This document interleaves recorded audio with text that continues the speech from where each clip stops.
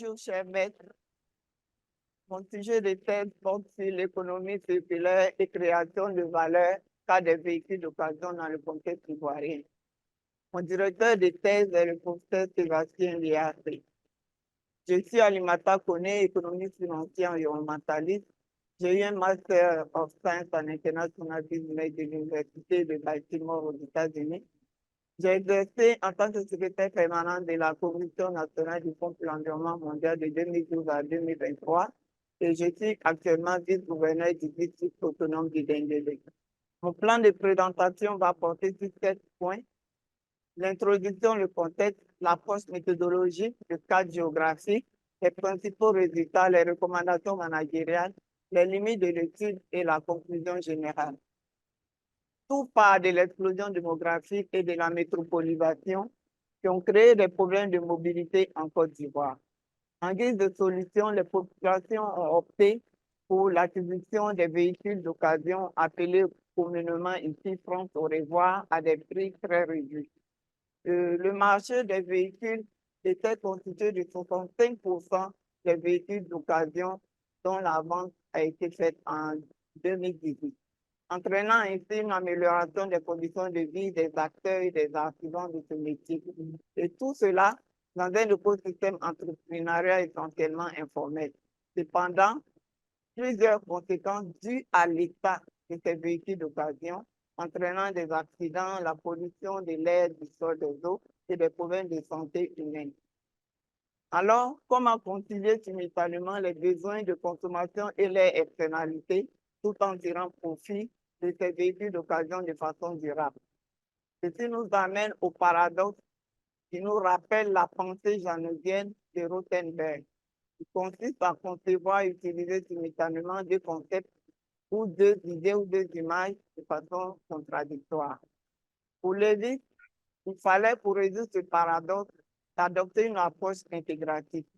Et pour Chad et autres, cette approche intégrative allait nous amener vers une dynamique positive à travers des textes vicieux, d'où l'orientation vers l'économie circulaire.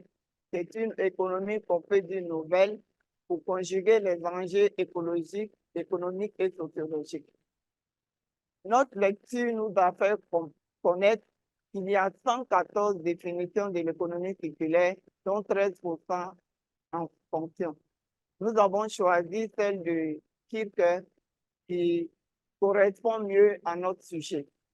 Et Kirker définit ainsi l'économie circulaire comme un système économique qui remplace la fin de vie par une stratégie de réduction ou alternativement de réutilisation, de recyclage, de récupération des matériaux dans le processus de production, de distribution et de consommation, dans le but de réaliser le développement durable, ce qui implique la création d'une qualité environnementale économique, la prospérité et l'équité sociale au bénéfice des générations actuelles et futures.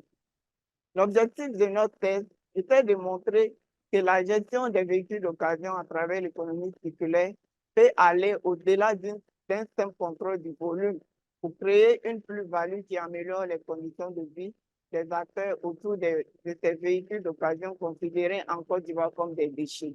La finalité de l'étude, c'était d'arriver à un management, à une gestion durable de ces véhicules d'occasion, échanger entre les pays du Nord, d'où part la première vie, et les pays du Sud, où il y a une prolifération de boucles, comme vous le voyez sur cette image.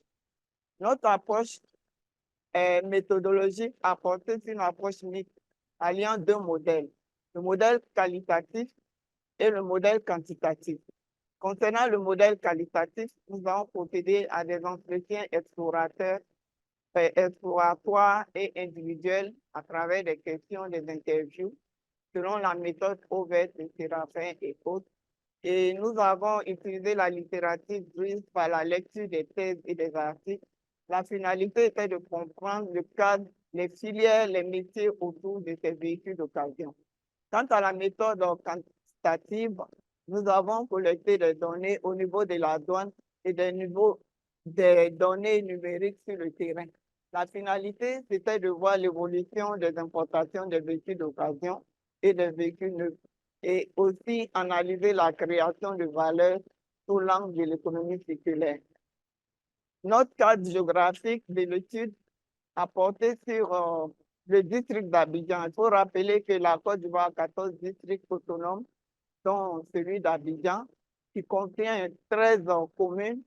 Et notre étude a porté sur 4 communes, Abobo, Agamé, Makori et Yopougon. Dans le cas de l'importation, nous avons travaillé les services douaniers, le guichet unique automobile, les revendeurs, les concessionnaires. Dans le cas de l'utilisation, nous avons travaillé les transporteurs ou chauffeurs, de Woro qui sont des taxis communaux et de Baka qui sont des minibus intercommunaux. En fin de vie, notre étude a concerné les ferrailleurs et les responsables syndicaux des casques ou cimetières de voitures. Dans le cas de la gestion, nous avons pu rencontrer les collectivités à travers les mairies, la Chambre des métiers et l'équipe dirigeante de la du nouveau Institut de l'économie circulaire d'Abidjan. Les principaux résultats. Comme nous avons dit, ces véhicules partent d'une première vie des pays développés vers les pays en voie de développement, dont la Côte d'Ivoire. En Côte d'Ivoire, il y a 2 voies d'importation, la voie maritime et la voie terrestre, avec des procédures dématérialisées depuis 2018, ce qui a permis une augmentation du volume des importations et un effet positif sur l'âge des véhicules, augmentant ainsi les véhicules. Cette courbe, la courbe présente, vous voyez, la courbe verte est la courbe globale. La courbe verte est la courbe globale. La courbe bleue représente la courbe des véhicules d'occasion et la courbe orange représente la courbe des véhicules neufs. Donc, de 2014 à 2017, nous avons vu une augmentation drastique de ces véhicules d'occasion. Mais l'État a pris un décret en 2017 pour la limitation de l'âge d'importation de ces véhicules à 5 ans. Ceci a eu une conséquence avec la chute drastique de l'importation de ces véhicules d'occasion. Et vous voyez la courbe orange présentée ici, où nous avons une augmentation progressive des véhicules neufs. Et cette autre courbe, pour nous, représente la décision de l'État de faire intervenir un décret de limitation des véhicules comme une stratégie d'économie circulaire qui consiste à repenser et à réduire. Et cela a une conséquence sur la réduction de la pollution au bénéfice de la santé des populations, entraînant ainsi une création de valeur sociale. Et à cette époque-là, de 2017 à 2021, la dématérialisation a permis au guichet unique de Côte d'Ivoire automobile d'avoir un gain de 70%. Ceci a entraîné une très bonne création de valeur économique. Schématiquement, nous arrivons au début de la seconde vie, c'est-à-dire dans les pays en développement ou en Côte d'Ivoire. Tel que vous voyez, sur la première image ici, nous avons le problème de ces véhicules d'occasion concerne le transport artisanal et le transport public. Sur la première image, nous avons des véhicules verts qui sont appelés communément les Woro. Et le minibus bleu est appelé Baka. Et le véhicule orange, ce sont les taxi-compteurs. Plus de 80% de ce domaine est constitué de véhicules d'occasion. Nous avons le transport public urbain, appelé la SOTRA, qui, pendant la crise militaro-politique qui a traversé la Côte d'Ivoire, a eu son parc automobile impacté. Donc, ils ont eu recours à la commande de plus d'occasion pour combler ces déficits. Nous avons rencontré également ces véhicules d'occasion dans les parcs automobiles ou chez les concessionnaires. Avec la modernisation, l'on peut procéder à la location ou à la vente de ces véhicules en ligne. Dans cette première partie de la seconde vie, il y a un allongement de la durée de vie qui est constaté par les garages. Puisque lorsque ces véhicules arrivent et que les véhicules sont utilisés, lorsqu'elles connaissent une panne, elles rentrent dans les garages pour être réparées, connaître une seconde vie. C'est ce que nous voyons ici dans les cases et dans les garages des cimetières de véhicules. Par contre, à la fin de cette première partie de la seconde vie, nous rentrons dans le début de la seconde vie. Vous voyez sur l'image, il y a un démantèlement de ces véhicules qui est fait pour aboutir à des déchets, des caracas. Et là, il s'agit de batteries. Et ces batteries vont être exploitées pour en extraire de l'aluminium pour être utilisées à d'autres fins. Là, nous avons les fonderies, les fers à béton et les fers morts sont fondus ici pour être utilisés à d'autres fins. Cependant, cette activité n'est pas menée seulement par les hommes. Il y a également les femmes qui sont dans le domaine de la restauration et des ventes du commerce. Ici, nous avons été impressionnés par ce cas-là où le pneu est exploité par les hommes pour en extraire des stringues de pneus, des fils de fer que les femmes vont utiliser pour en faire des éponges. Et ces éponges sont vendues sur les marchés pour améliorer leurs conditions de vie.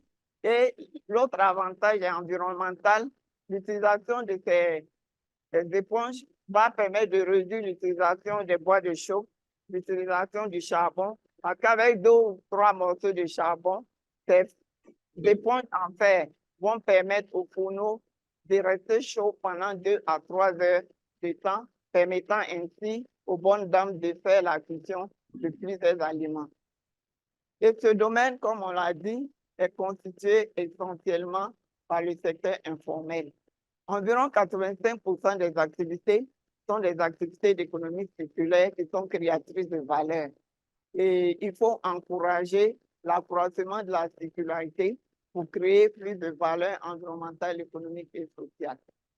Quant aux recommandations, nous sommes adressés à 3 acteurs.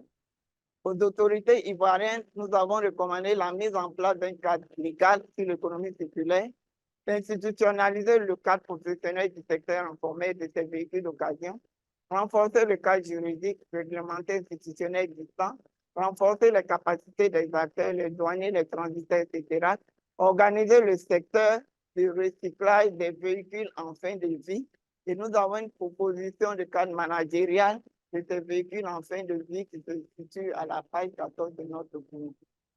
À l'endroit des pays exportateurs, nous recommandons de renforcer le recyclage des véhicules d'occasion avant leur exportation dans les pays en voie de développement. À l'endroit des pays importateurs, nous recommandons le respect des règlements internationaux, régionaux et nationaux sur les importations de ces véhicules. Notre étude a eu certaines limites.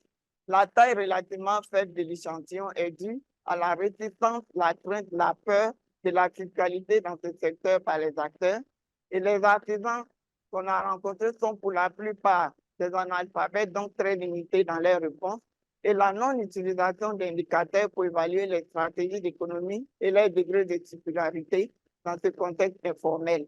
Et nous aussi, nous avons eu notre manque de pratique et d'expérience poussée dans l'utilisation du logiciel Science qui nous a entraîné le recours aux seules analyses des tableaux à plat et des tableaux de réponse.